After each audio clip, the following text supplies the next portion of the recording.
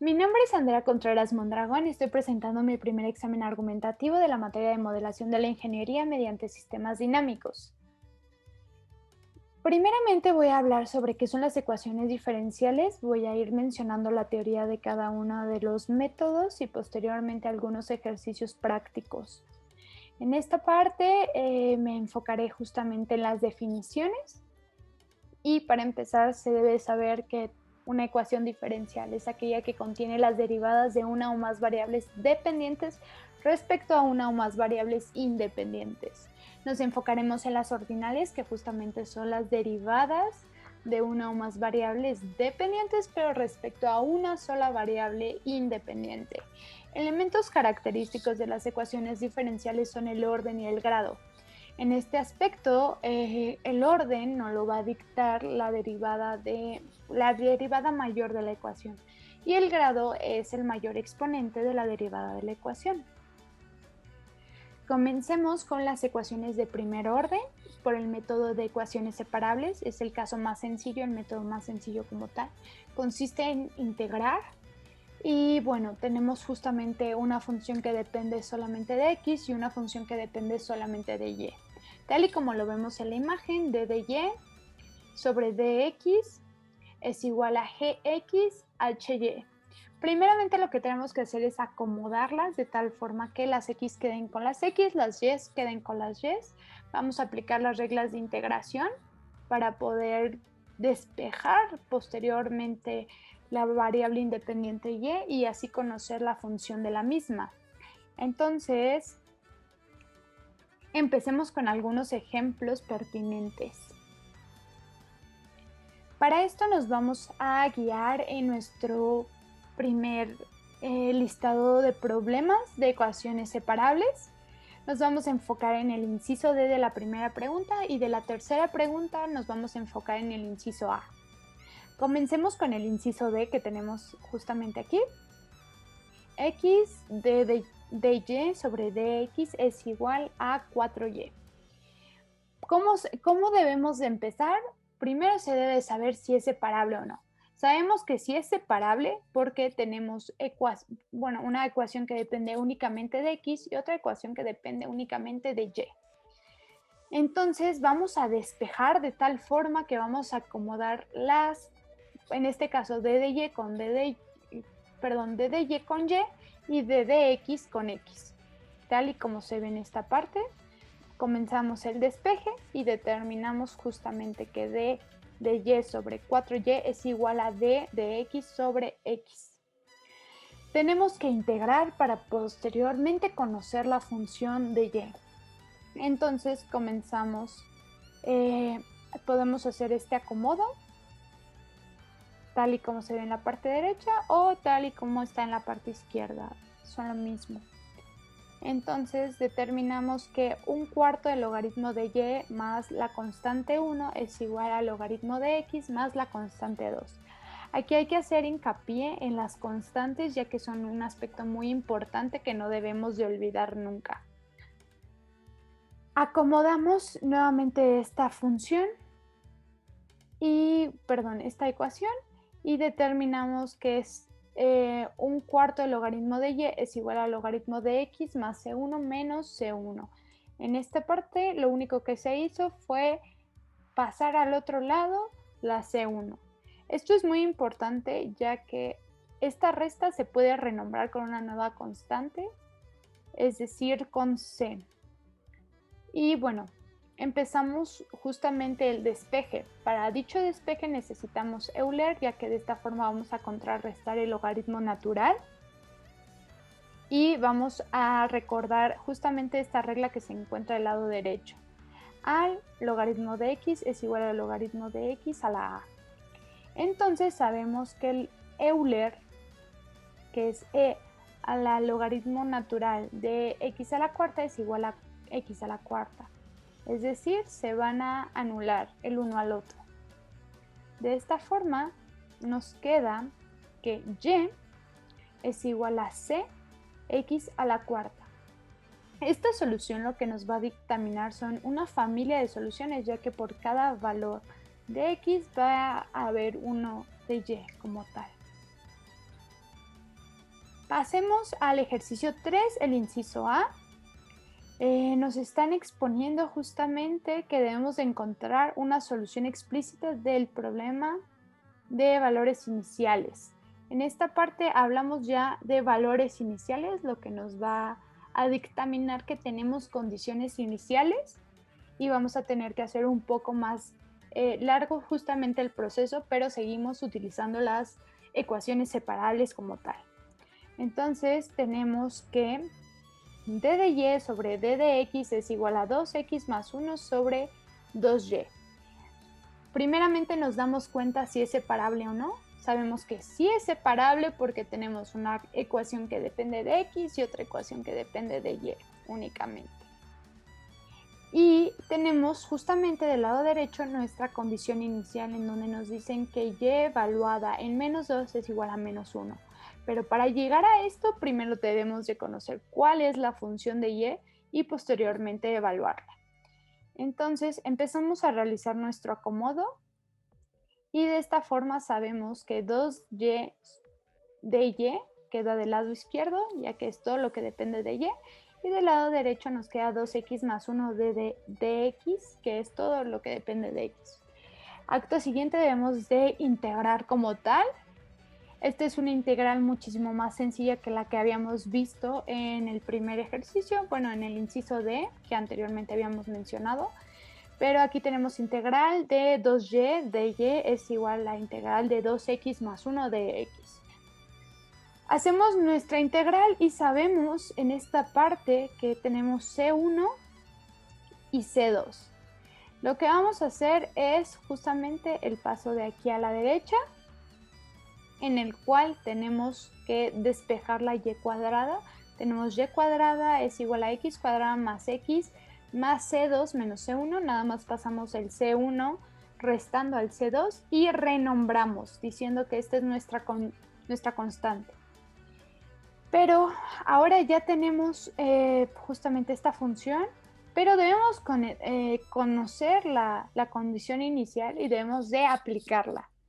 Entonces sabemos que nuestra condición inicial es y evaluada en menos 2 es igual a menos 1, es decir, cuando x vale menos 2, y vale menos 1. Entonces tenemos que y inicial es igual a menos 1 y x inicial o x0 es igual a menos 2.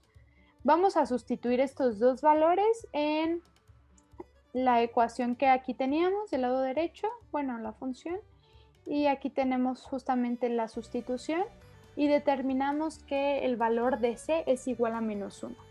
Este valor de c lo tenemos que volver a sustituir en nuestra ecuación. Y cuadrada es igual a x cuadrada más x más c.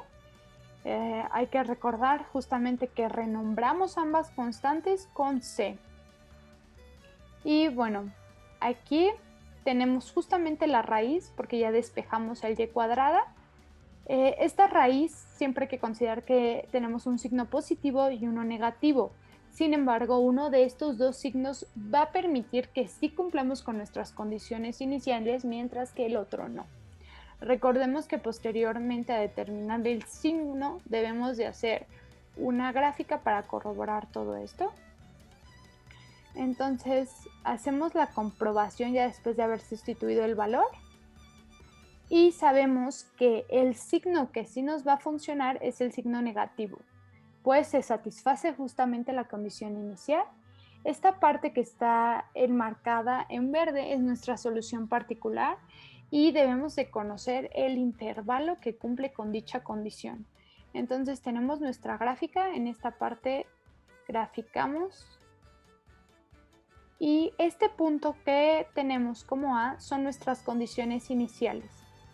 Entonces sabemos que x es igual a menos 2, y es igual a menos 1, que es este punto, y debido a que este punto se encuentra del lado izquierdo, toda esta parte de la gráfica es la que sí cumple con las condiciones.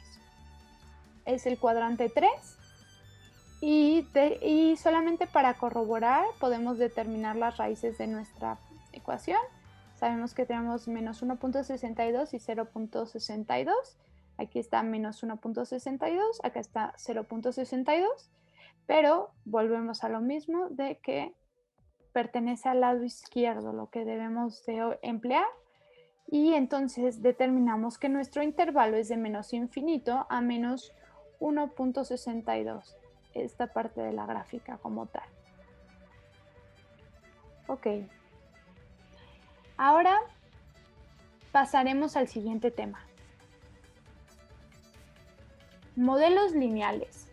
Bueno, los modelos lineales son todos aquellos que nos permiten predecir futuros comportamientos, ya sea de procesos o de poblaciones. Bueno, estos se caracterizan por tener justamente una constante de proporcionalidad, es K. Cuando tenemos una constante de proporcionalidad mayor a 0 o por otra forma decirlo como positivos, tal y como se muestra en la gráfica, tenemos un crecimiento, es decir, es la gráfica morada, va a crecer exponencialmente. Mientras que si tenemos negativos o un valor de K inferior a 0, va a haber un decaimiento tal y como se muestra en azul en la gráfica. Nuevamente es importante enfatizar que aquí también vamos a tener condiciones iniciales, como lo vimos en el tercer problema de las ecuaciones separables. En este punto es importante también decir que tenemos diferentes tipos de aplicación de los modelos lineales, por ejemplo, en el crecimiento y decaimiento de poblaciones o procesos, en las mezclas, en circuitos en serie y en resistencias al aire. Entonces, comencemos con algunos ejemplos. Ok, nos enfocaremos en nuestro segundo listado de problemas, se denomina modelos lineales. En esta parte nos vamos a enfocar justamente en 3 de nuestros problemas. El primero, que es de crecimiento y decaimiento, el cuarto, que es de mezclas, y el quinto, que es de circuitos en serie. Comencemos con nuestro primer problema, que nos menciona que la población del pueblo de Santa Malito de Mole y de Verde crece una razón proporcional a la población existente en el tiempo P. Aquí ya nos están dictaminando algunas de nuestras variables, es decir, tenemos una población y tenemos un tiempo T. La población inicial de 500 aumenta 15% en 10 años. Aquí no nos lo están dando explícitamente, pero bueno, no nos lo están diciendo tal cual como es, sino tenemos que determinar nosotros cómo crece la población en 10 años. Nos están diciendo que es un 15%. Y la pregunta que es, ¿cuál será la población en 30 años? Y ¿qué tan rápido crece la población T? Bueno, cuando T es igual a 30.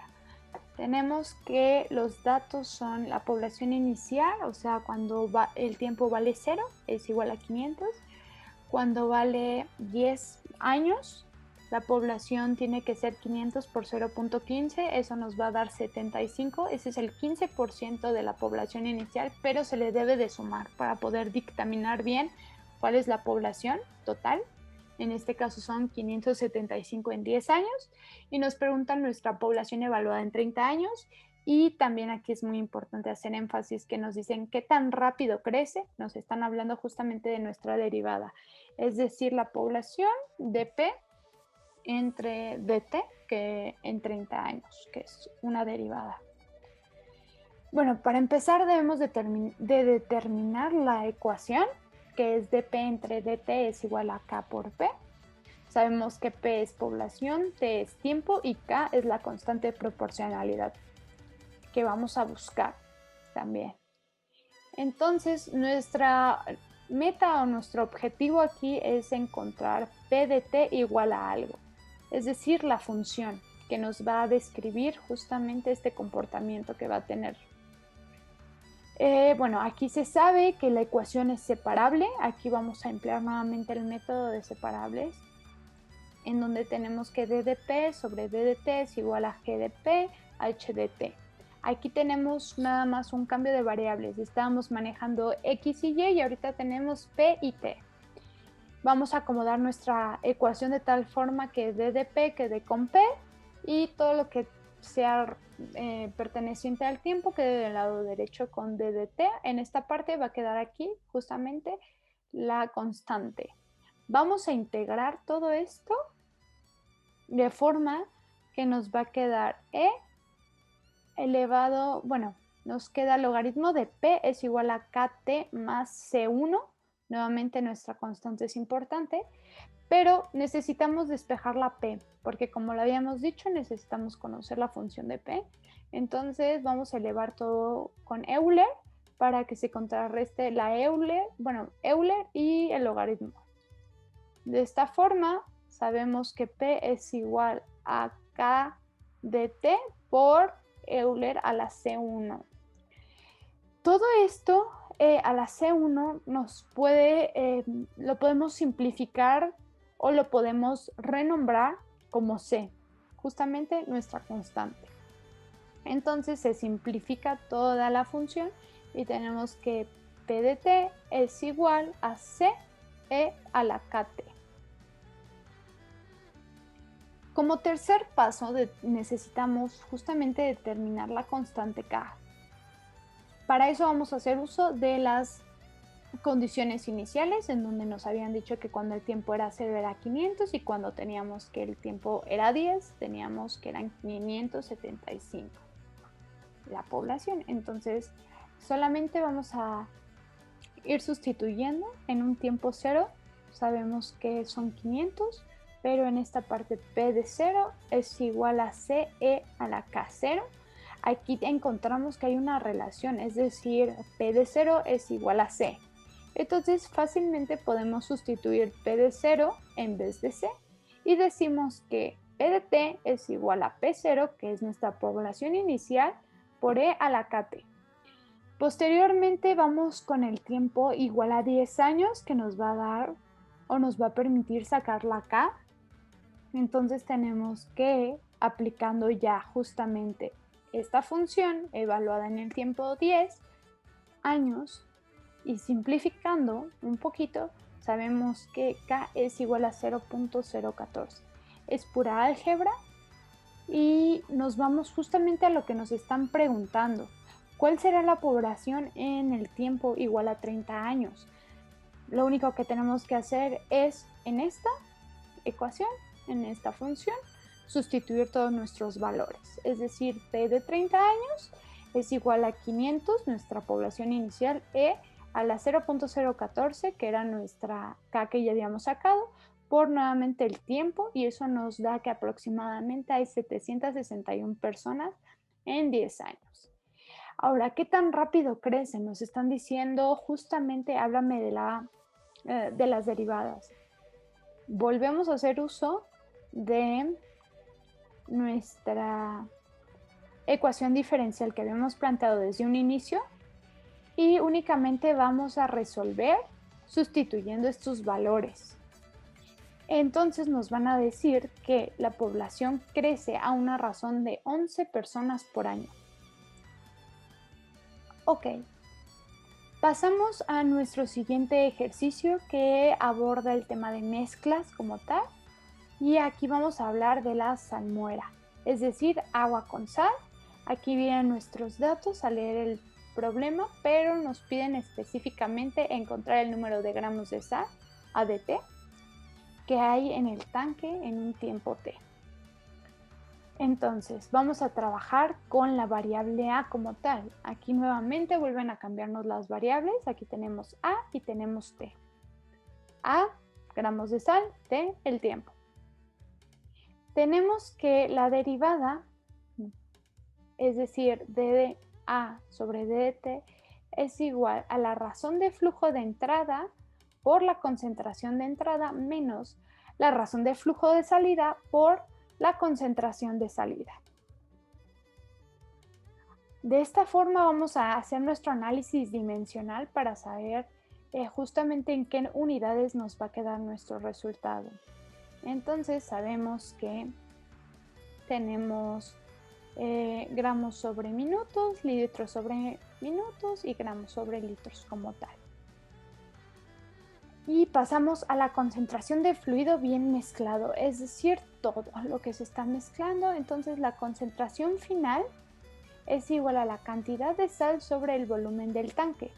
Sabemos por los datos que la cantidad de sal es ADT en gramos sobre los 200 litros que es el volumen total que nos plantea que tiene el tanque en esta parte.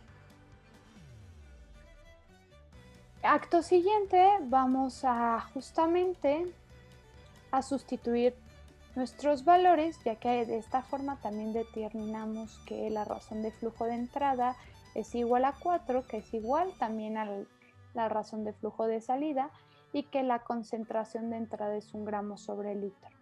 Entonces despejamos, sustituimos todo lo que nuestros valores y nuestros datos que tenemos, y justamente queda como incógnita ADT gramos. Entonces, de aquí podemos determinar, al simplificar y hacer todo el análisis dimensional, que nuestra ecuación lineal separable es dA sobre dt igual a 4 menos A sobre 50. Esta es la ecuación con la que vamos a estar trabajando y vamos a hacer el método separable nuevamente. Entonces vamos a acomodar nuevamente todo a la izquierda lo que dependa de A y todo a la derecha de lo que dependa de t, del tiempo. Vamos a ir simplificando justamente nuestra ecuación de tal forma que tengamos estas integrales, que sería integral de 50 sobre 200 de A, 50 sobre 200 menos A de A menos la integral de dt. Entonces vamos a hacer este pequeño truco de menos 1 sobre menos 1 para cambiar justamente los signos, y de esta forma vamos a concluir que nuestra integral es de tipo du sobre u, que esto nos va a dar un logaritmo de u, donde u sabemos que es 200 menos a y du es menos dA como tal. Entonces ya simplificamos y tenemos que menos 50, justamente lo que mencionábamos del truco de menos 1 entre menos 1, sabemos que es de menos 50 logaritmo de 200 menos a es igual a t más c1. Aquí acuérdense nuevamente de la constante de integración. Posteriormente vamos a simplificar de tal forma que nos quede, pues tenemos que ir despejando hasta encontrar qué es a de t. Entonces vamos haciendo una simplificación. Como tal, vamos a renombrar nuestras constantes y vamos a elevar con Euler para que justamente se contrarresten el logaritmo natural con Euler, es decir, se cancelan mutuamente, y de aquí nos queda que tenemos 200 menos A es igual a E a la menos T sobre 50 por E a la C2. ¿Cómo sacamos esta última parte de las Euler? Sabemos que cuando tenemos Euler a la A más B es igual a E a la A por E a la B. Es lo mismo, y esto lo hacemos con la finalidad de que E a la C2 se vuelva otra constante, la renombremos y se pueda simplificar aún más la expresión. Entonces tenemos que A de T es igual a 200 menos CE a la menos 1 sobre 50 por T. Y justamente esta parte nos va a decir la cantidad de sal de la mezcla en cierto tiempo, que es nuestra primera pregunta. Pero debemos de simplificar, ya que seguimos sin conocer lo que es la constante como tal. Entonces tenemos que determinar el valor de la constante por medio de las condiciones iniciales. Recordemos que es muy importante tenerla presente, que este tipo de problemas siempre van a requerir condiciones iniciales. Entonces sabemos que por los datos que nos dan en el problema, A evaluada en 0, es decir, pues nuestra cantidad de gramos de sal, que es A de T, inicial como tal son 30 gramos. Y de ahí comenzamos a despejar en nuestra ecuación que nos habían dado acá. Entonces sabemos que 30 es igual a 200 menos C E a la 0. ¿Por qué a la 0? Porque todo este término que tenemos va a valer 0 al multiplicarse. Y determinamos que C es igual a 170. Lo único que hay que hacer es justamente en esta expresión que habíamos encontrado, sustituir el valor de la C y hemos encontrado nuestra función en términos del tiempo para determinar la cantidad de sal, de gramos de sal, justamente en cualquier tiempo. Es decir, ADT es igual a 200 menos 170E a la menos T sobre 50. Si nos dieran cualquier tiempo, lo podríamos sustituir y nos daría la cantidad de gramos de sal. Posteriormente tenemos el problema número 5, que son circuitos en serie. Aquí nos están hablando sobre una fuerza electromotriz de 100 volts que se aplica a un circuito RC, que justamente nos están hablando de una resistencia de 200 ohms y una capacitancia de 10 a la menos 4 farads o faradios. Encuentra la carga Q de T en el capacitor si Q0 o Q evaluada en 0 es igual a 0. Encuentra la corriente I de T. Entonces aquí nos están, tenemos dos incógnitas o dos preguntas como tal y nos están dando una condición inicial y otros datos. Entonces sabemos que el circuito en serie se ve de esta forma y tenemos que aplicar las leyes de Kirchhoff para poder darle seguimiento y el resultado.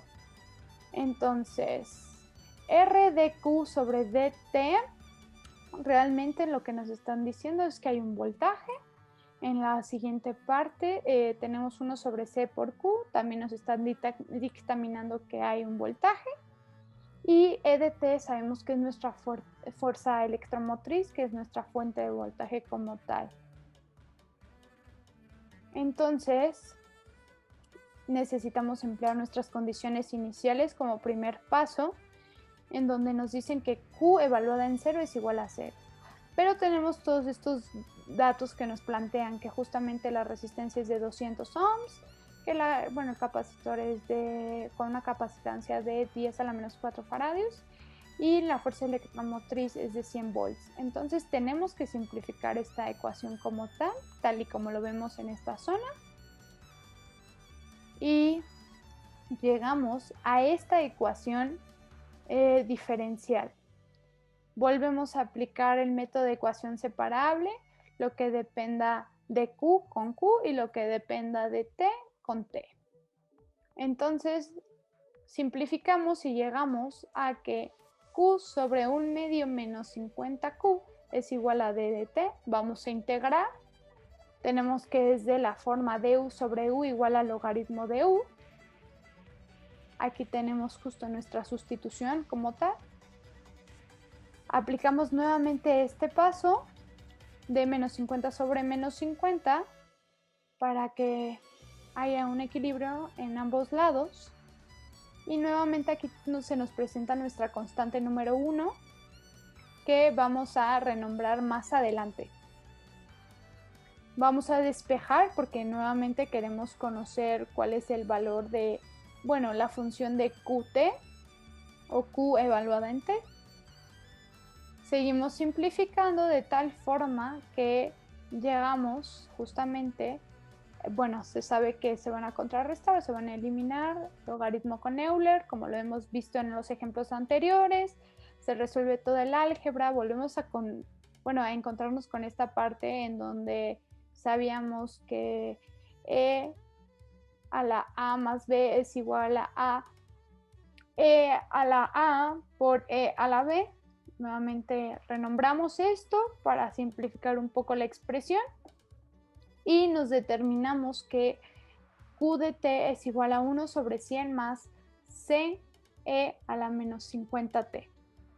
Pero nuevamente debemos de saber el valor de C para poder tener una ecuación más simplificada y poder determinar dichos tiempos. Entonces hacemos uso de la ecuación inicial, determinamos que C vale menos 1 sobre 100 y por lo tanto vamos a determinar que justamente Q de T es igual a 1 sobre 100, pero en esta parte ya está factorizado, entonces tenemos 1 menos E a la menos 50T. Esta ya sería nuestra expresión como tal. Ahora, conociendo esta expresión, pasaremos a sustituir dicha expresión y tenemos I de t es igual a dq entre dt, que esto también es d entre dt por q de t, que a la hora de expresar todo esto y simplificarlo con álgebra tenemos que es 1/2 de e a la menos 50t. Por lo tanto, estos dos son nuestros resultados. Pasaremos con el siguiente tema. El siguiente tema son ecuaciones diferenciales de orden superior. Nos centraremos en las ecuaciones de segundo orden. Estas también, bueno, las de orden superior se clasifican en dos, PBI y PBF, pero ¿qué significa cada una de estas? Las PBI son los problemas de valores iniciales como tal, y van a seguir la siguiente ecuación como la que se muestra en la figura. Con este tipo de problemas se tienen condiciones iniciales para cada una de las derivadas que se van a expresar, y la diferencia que van a tener los PBI y los PBF es que los PBI tienen una sola solución, mientras que los PBF, o también problemas con valores en la frontera, van a tener una única solución, una infinidad de soluciones, o puede que no tengan ninguna solución. Los PBF pues justamente van a determinarse por valores que están en los extremos, en la frontera o en los límites, todos estos sinónimos. Por ejemplo, en el caso de X, ¿no? Van a obedecer la ecuación que está ahí mostrada, pero ejemplifiquemos un poco esta parte. Imaginemos que X es igual a D, que es uno de los valores en la frontera, y el otro valor en la frontera es F. Entonces, a la hora de evaluar, sería que y de f o y evaluada en D es igual a y0 o nuestra y inicial, mientras que nuestra y1 se va a componer por y evaluada en f, es decir, se van a evaluar la función de y en torno a ambos valores de los extremos en X.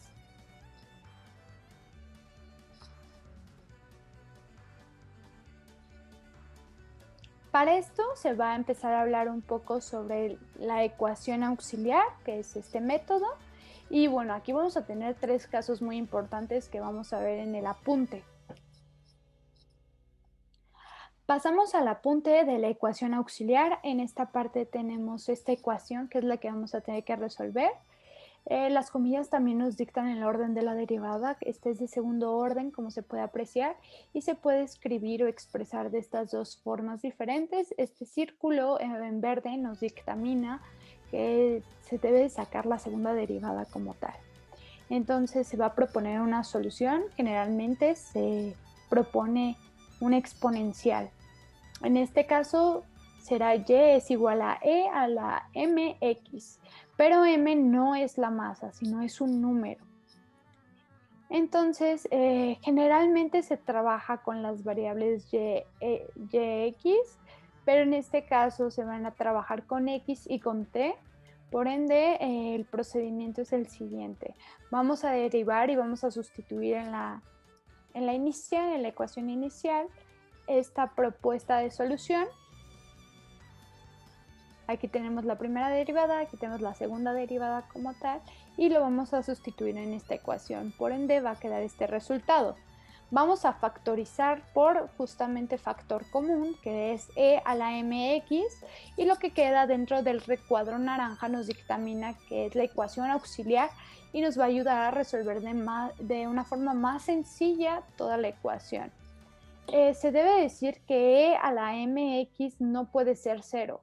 Por ende, sabemos que m, nuevamente hay que recalcarlo, es un número, y llegamos a una ecuación cuadrática, o también conocida como la ecuación de la chicharronera, como tal.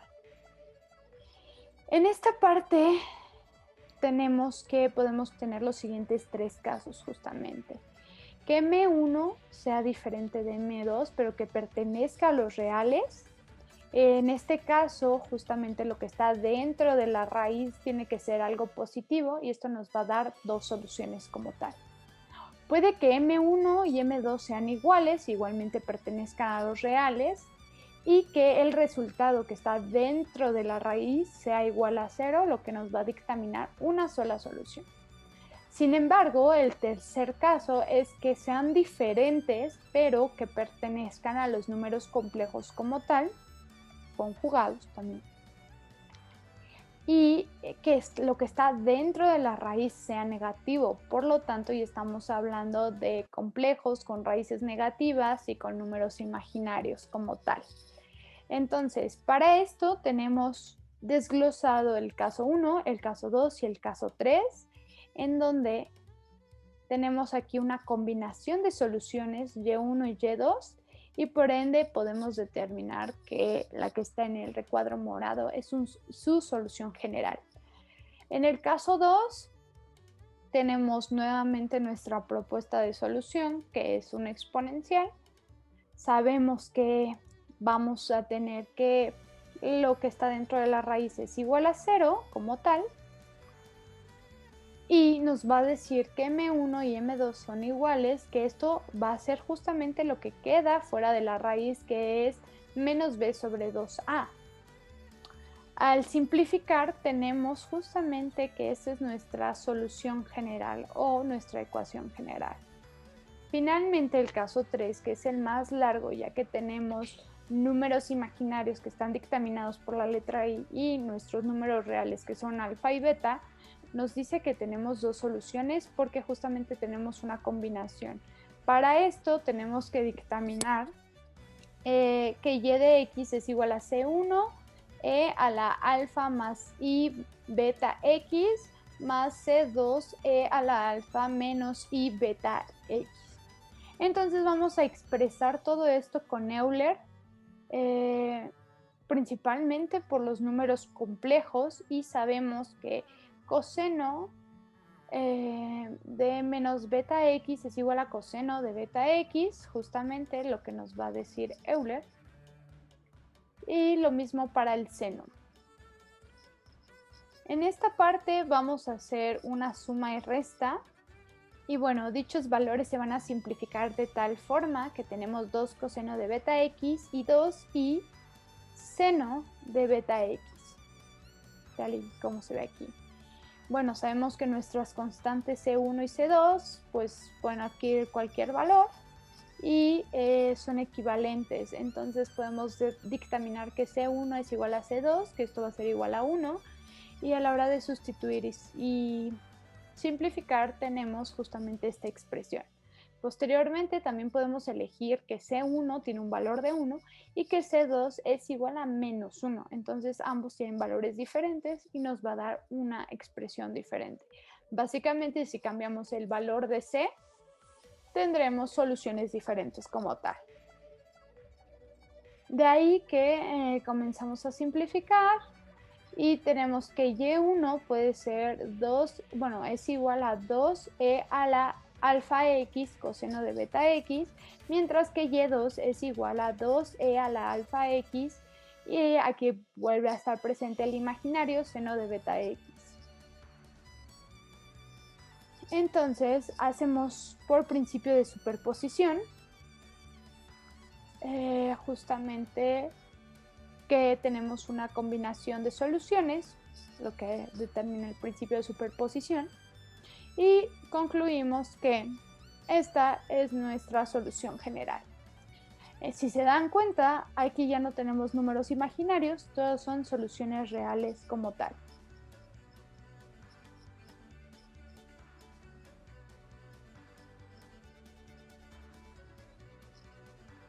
Para empezar a hablar de movimiento armónico libre amortiguado o movimiento armónico libre no amortiguado o forzado, tenemos que primero determinar el movimiento armónico simple.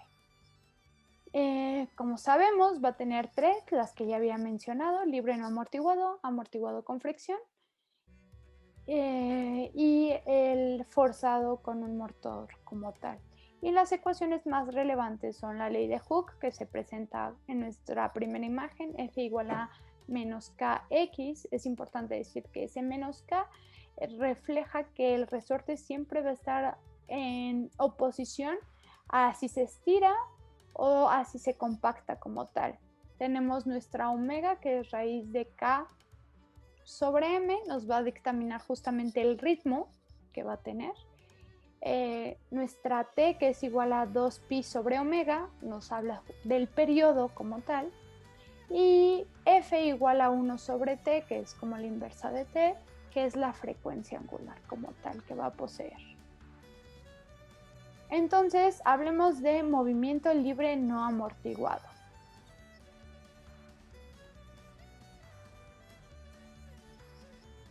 Al hablar del movimiento libre no amortiguado, o también denominado oscilación armónica sin amortiguamiento, sabemos que no hay fricción como tal.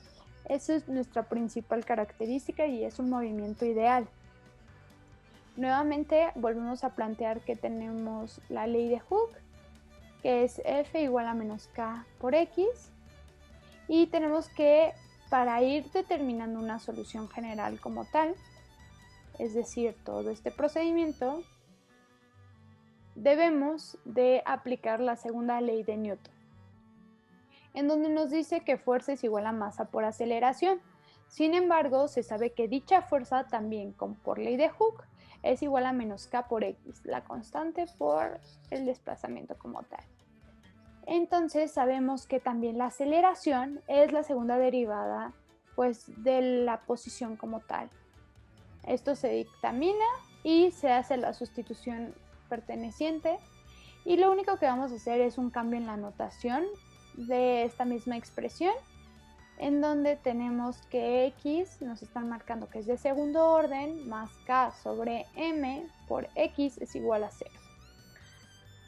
Pero también sabemos que omega cuadrada es igual a k sobre m, es decir, a este término que se encuentra. Entonces podemos volver a sustituir y tenemos que la segunda derivada de x es igual a omega cuadrada de x igual a 0.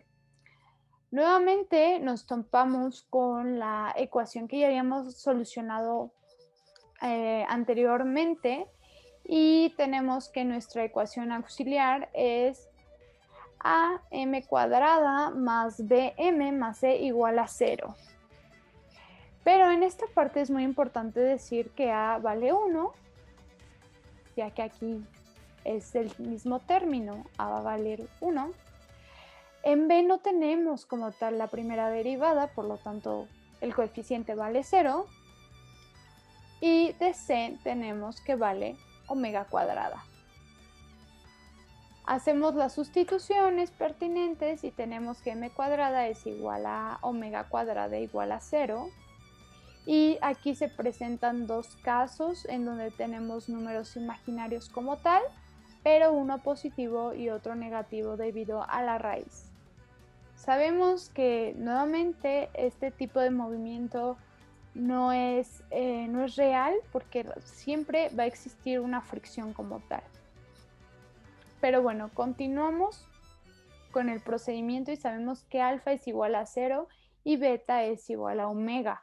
Por ende, se puede sustituir y se hace que x de t es igual a e a la alfa t, c1 coseno de beta t más c2 seno de beta t. Esta ecuación es una de las que habíamos encontrado en nuestros casos anteriores, justamente esta, ya que como lo habíamos visto pertenece a nuestro tercer caso, ya que tenemos números imaginarios. Entonces, en esta misma solución general que poseemos, nada más vamos a hacer la sustitución pertinente con los valores que nos dan y dictaminamos que x de t es igual a c1 coseno de omega t más c2 seno de omega t. Ahora bien, esta expresión también tiene una forma alternativa de escribirse, en donde decimos que x de t es igual a seno de omega de t más phi. En esta parte a es la amplitud, omega es nuestra frecuencia angular como tal y phi es nuestro ángulo de fase. Bueno, nos enfocaremos en nuestro segundo problema del listado número 3 de problemas que se presentó justamente en la semana 3. Hace énfasis en sistemas masa-resorte y en el momento libre no amortiguado como tal. Conocemos nuestros datos en donde nos dicen que tenemos una fuerza de 400 newtons, un desplazamiento de 2 metros, una masa de 50 kilogramos y una velocidad de 10 metros sobre segundos. Nos piden encontrar la ecuación de movimiento como tal. Entonces, primero vamos a determinar el valor de la constante K. Eso lo podemos hacer por ley de Hooke, ya que conocemos la fuerza y el desplazamiento.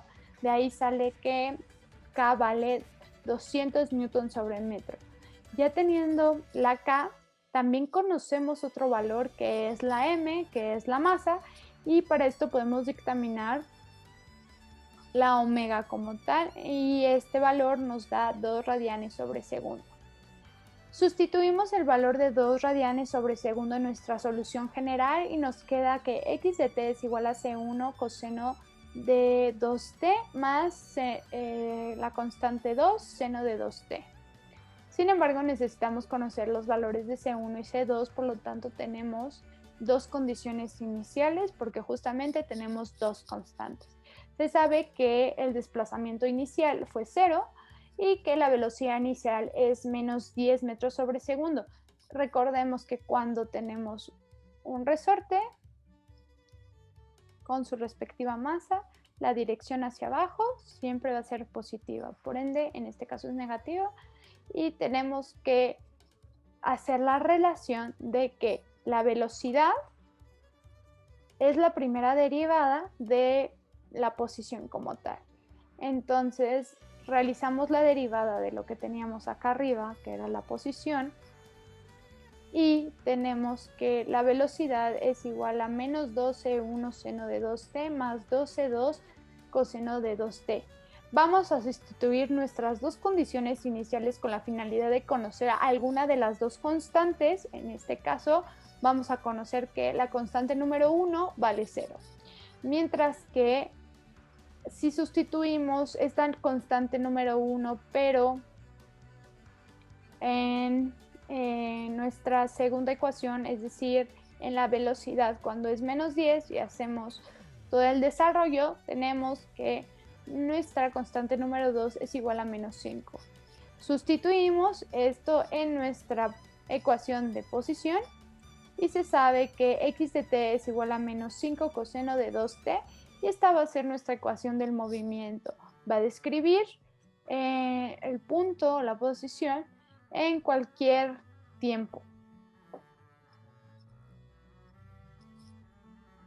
Pasamos con el último tema que vimos, que es el movimiento libre amortiguado, y por ende vamos a recurrir al apunte. En el apunte justamente tenemos este modelo que se presenta a continuación, en donde tenemos un resorte, una masa, tenemos nuestra constante K y que se encuentra en un desplazamiento igual a 0 o está en equilibrio. Sabemos que cuando la dirección es hacia abajo, se va a tomar como un punto de referencia positivo.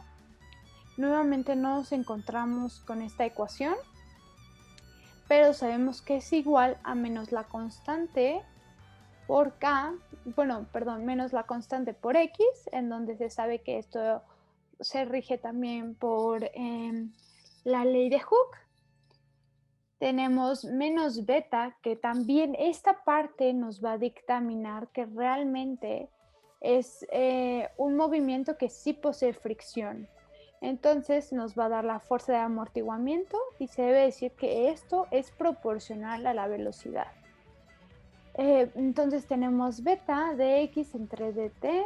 Beta tiene que ser positivo y sabemos que este signo menos es importante, ya que realmente va a hablar sobre esta oposición a lo que va a ser la masa todo el tiempo. Ok, para reconocerlo un poco más, justamente toda esta expresión la vamos a dividir entre m, y aquí ya queda expresado de otra forma. Sin embargo, sabemos que beta sobre m es igual a 2 veces lambda y que k sobre m es igual a omega cuadrada. Entonces vamos a hacer la respectiva transformación. Aquí debemos decir que m sí habla de la masa como tal, pero aquí tenemos justamente estos términos que son ahora constantes, en donde tenemos las 2 lambda y tenemos también la omega cuadrada. Esta parte también va a obedecer justamente a esta ecuación que se muestra. Es lo mismo, pero expresado de forma diferente nuevamente. Y vamos a recurrir a nuestra ecuación auxiliar. Y nuevamente se presenta la ecuación cuadrática, como lo habíamos visto anteriormente. En este caso ya la m no es masa, ya es un número como tal. Vamos a factorizar esta expresión y nuevamente vamos a tener 2 raíces, una positiva y una negativa. Acorde a estas 2 m's, es decir, m1, m2, que son nuestras raíces de la ecuación cuadrática, vamos a tener presentes 3 casos. En el caso número 1, en donde este término dentro de la raíz es positivo, tenemos que es sobreamortiguado. Si es igual a 0 es crítico y si es menor a 0 es débilmente amortiguado. Para cada uno de estos casos tenemos una solución general como tal, que se presenta a continuación cada una de nuestras soluciones generales. Y esta última nuevamente, debido a que es muy larga, también se puede expresar de la siguiente forma, en donde aquí está el elemento exponencial, donde tenemos la lambda, menos la lambda por el tiempo, y tenemos aquí nuestra amplitud, nuestra omega 1. Esta omega 1 es diferente a la omega cuadrada que teníamos, ya que omega 1 va a representar la raíz de omega cuadrada menos lambda cuadrada, es nuestra frecuencia angular. Nuevamente nos topamos con phi, que pues realmente nos van a dictaminar nuestras condiciones iniciales. Y bueno, sabemos que beta debe ser menor acá y se reduce la amplitud del movimiento de forma constante en esta parte. Es decir, la gráfica se ve de tal forma en la que se va reduciendo a un paso que no es constante como tal. Bueno, tenemos nuestro listado de problemas número 4, en donde nos enfocamos en sistemas de masa resorte, movimiento libre amortiguado, y nos vamos a enfocar en el primer problema como tal. Lo primero que hay que dictaminar es la masa, ya que nos dicen que tenemos el peso y sabemos que el peso es igual a masa por gravedad. Despejamos lo que es nuestra masa, encontramos el valor y tenemos lo que vale la constante K gracias a los datos proporcionados por el problema. Vamos a calcular lo que se necesita, que en este caso es nuestra omega cuadrada. Justamente conocemos los valores de K y de M en esta parte. Y ahora requerimos conocer beta, puesto que es un valor relevante en nuestra ecuación.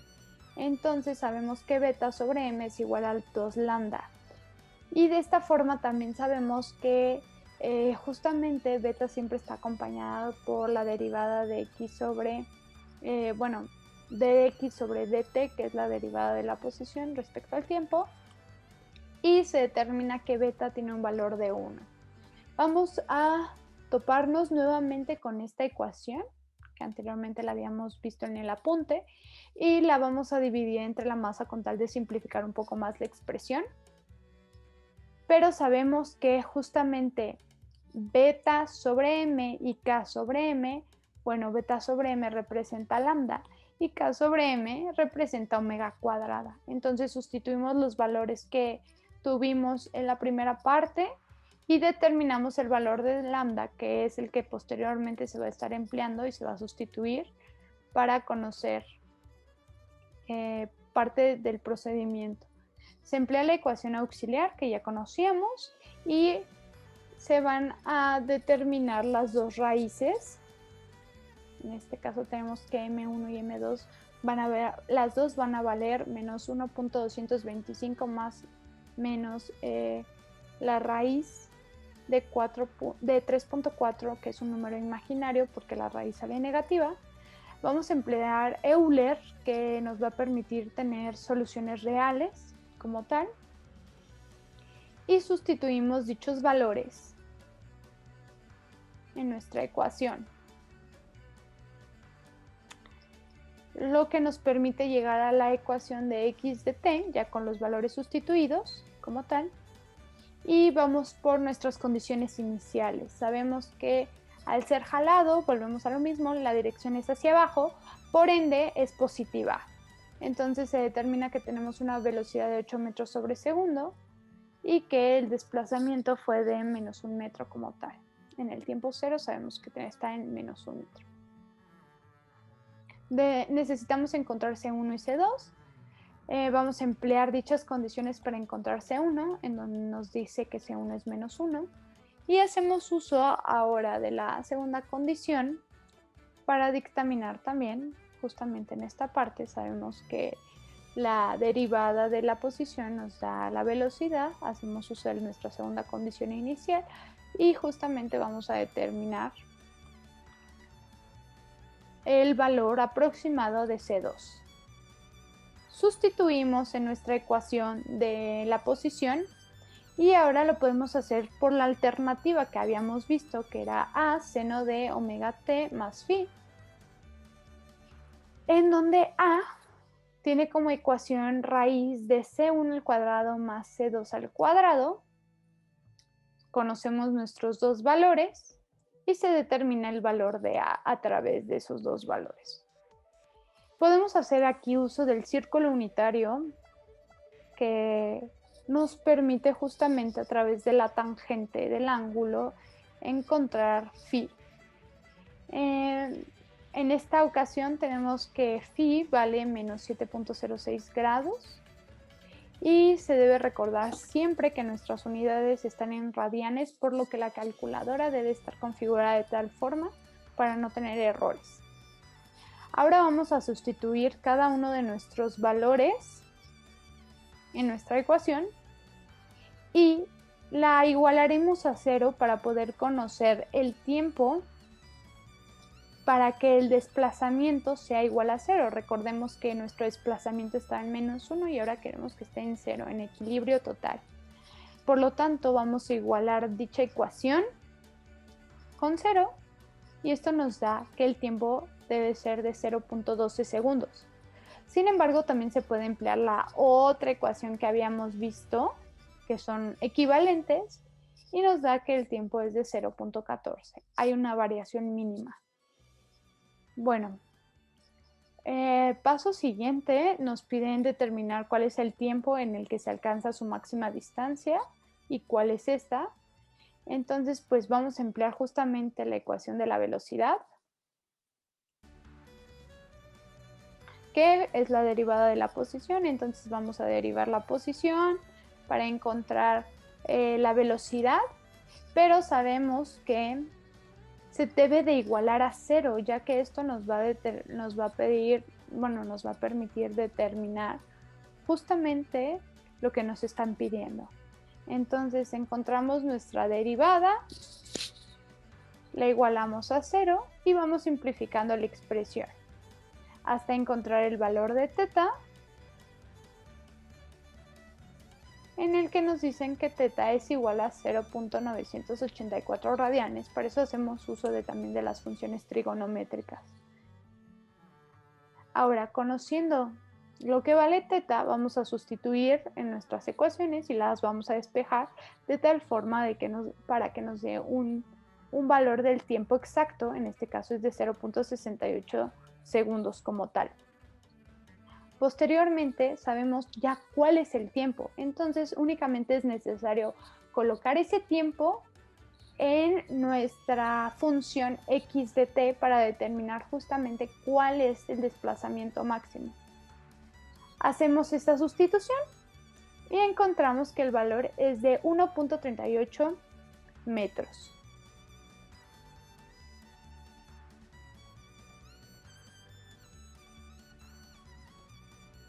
Finalmente, quiero mencionar que me basé en algunas referencias para poder realizar este examen, principalmente en el libro que el profesor nos recomendó, que es justamente Ecuaciones diferenciales con valores en la frontera, que es nuestra 9ª edición.